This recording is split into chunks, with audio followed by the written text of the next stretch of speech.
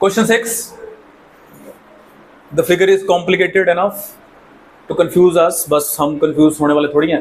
ABC are points on OP, okay, A है OP के ऊपर इस तरह से दिया हुआ है, B जो है वो OQ के ऊपर है और ये OR के ऊपर है।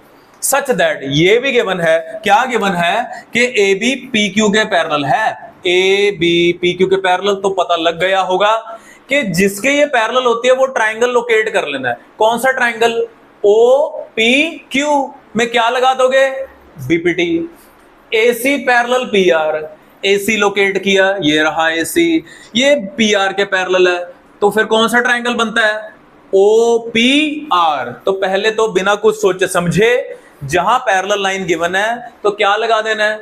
BPT लगा देनी है। बोलिए इन ट्राइंगल, बोलो बेटा, in triangle OPQ, OPQ since, पहले डिटेल्ड लिखेंगे और फिर सिमिलरली वर्ड यूज कर लेंगे। सिंस क्या गिवन है? AB parallel PQ, therefore by using which theorem? Converse के BPT पैरेलल गिवन है, तो BPT क्या कहती है? क्या कहती है कि ये पैरेलल है तो OA upon AP, OA upon AP equal होगा OB OQ, OB BQ, sorry OB, और इधर बेटे कौन आएगा? BQ आएगा। अब एक वर्ड यूज कर लेते हैं इंग्लिश वाला, कौन सा वर्ड है? सिमिलरली। सिमिलरली इन ट्राइंगल, जो दूसरा ट्राइंगल पैरेलल था, इन ट्राइंगल कौन सा? OPR, इन ट्राइंगल OPR कौन सी पैरेलल दे रखी है इसमें? इसमें हमें दिया हुआ है कि AC पैरेलल PR है। यस, ये वैलिड है। किसके लिए? BPT के लिए। OA upon AP, OA upon AP बेटा जी किसके इक्वल हो गया? OC upon CR, OC upon CR। Number 2, अपने आप डिजाइन्ड क्वेश्चन है, ऑटोमेटिकली चीजें क्रिएट हो रही हैं। अब की बार राइट हैंड साइड के इक्वल है तो लेफ्ट के इक्वल, ठीक है, लेफ्ट के इक्वल हो जाएगी। लिख देते हैं फ्रॉम 1 and 2 क्या हो जाएगा?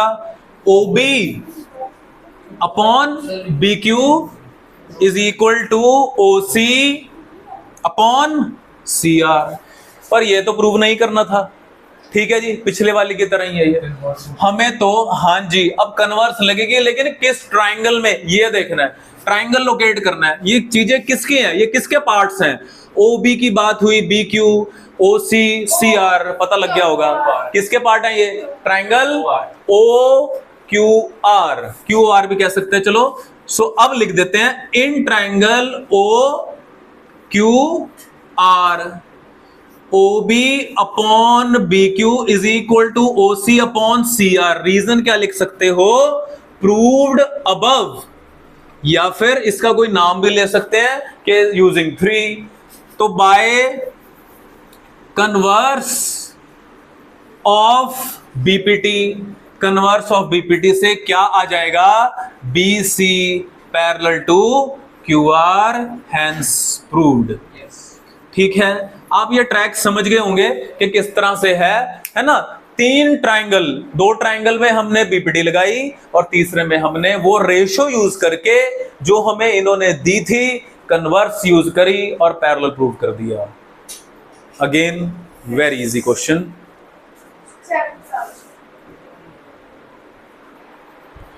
Question 7 important one.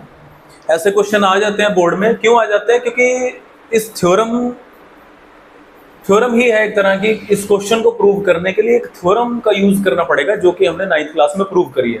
थोड़ा रिकॉल कर लेते हैं, आपको पता ही होगा मिड पॉइंट थ्योरम और एक converse of mid point theorem होती थी।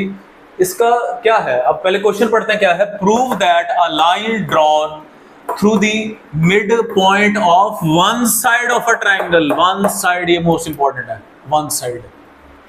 मिड पॉइंट थ्योरम में हमें क्या दिया था? 2 मिड पॉइंट्स दिए थे। यहां एक साइड की बात कर रहा है, वहां 2 मिड पॉइंट, वो दोनों मिड पॉइंट्स दोनों साइड्स के थे। यहां एक ही मिड पॉइंट है, एक ही साइड का। Parallel to another side bisect the third side, ये बात थी। पहले तो मिड पॉइंट थ्योरम का जानना जरूरी। So let's understand what was mid point theorem, क्या थी।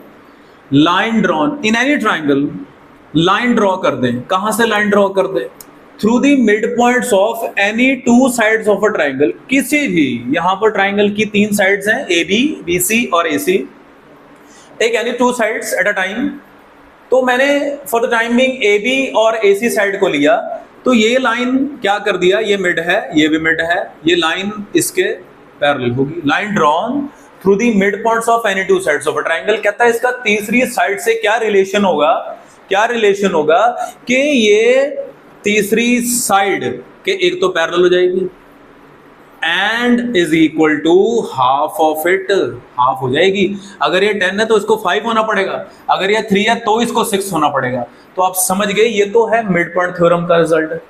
कन्वर्स क्या कहती थी, कन्वर्स जो कि इस क्वेश्चन की डिमांड है, converse of mid point theorem, converse of mid point theorem क्या कहती थी कि अगर एक ट्राइंगल है आपके पास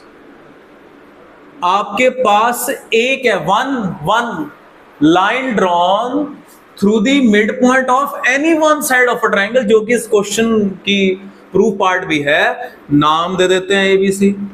तो इस बार 2 मिड पॉइंट नहीं है, एक मिड पॉइंट है।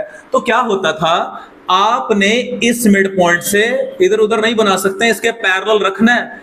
यहां पैरेलल रिजल्ट है, यहां गिवन है, तो line drawn through the midpoint of any one side of a triangle parallel to the another bisect the third।